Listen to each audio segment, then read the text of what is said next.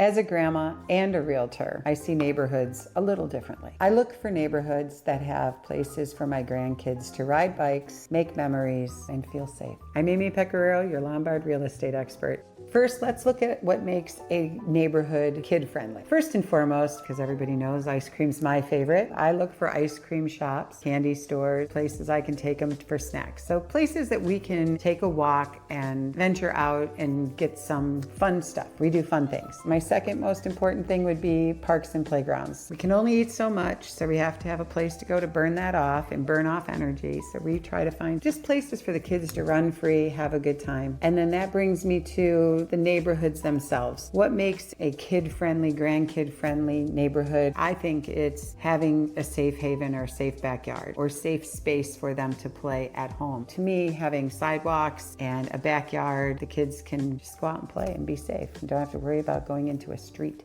Now with these ideas in mind, let's look at 3 neighborhoods that are kid-friendly. So my number one choice would be Lombard. There's plenty of things for kids to do. There's a downtown, we have a candy store, we have an ice cream store. There's walking distance for Slurpees at the White Hen. There's the pretzel place on St. Charles Road. So lots of places that you can just take a little walk and get the kids some sort of treat. Lombard has the most Park District land. There's 2 parks that I would probably say are my favorites. One being Parkview School. There's a play space, and then there's the pond area with the trail. So I think that's number one just because of their ages. Madison Meadows Park is also a really nice park. In Lombard also, they do have plenty of space in the yards. Most of the yards are kid-friendly. You're on streets with sidewalks. Not all of them, but you can easily find a home with a sidewalk, with a backyard space. Then you just put up a fence and you have a safe haven for those little ones. Glen Ellen also has quite a few parks. There's a skateboard park. They have an open field for flag football and football practice and such. Glen Ellen also has a lot of nice little things that are walkable to the downtown for the young kids. So there's the Toot Toot restaurant, one of my favorites. They have ice cream and hot dogs and such. Cute with the train that goes around and serves the food. Kids love that. Obviously right by the train, the kids just love the actual train. Downtown Glen Ellen also has the movie theater and the little candy shop as well for kids, for anyone to go to, but for grandmas to take their kids, it's a perfect little spot. Glen Ellen has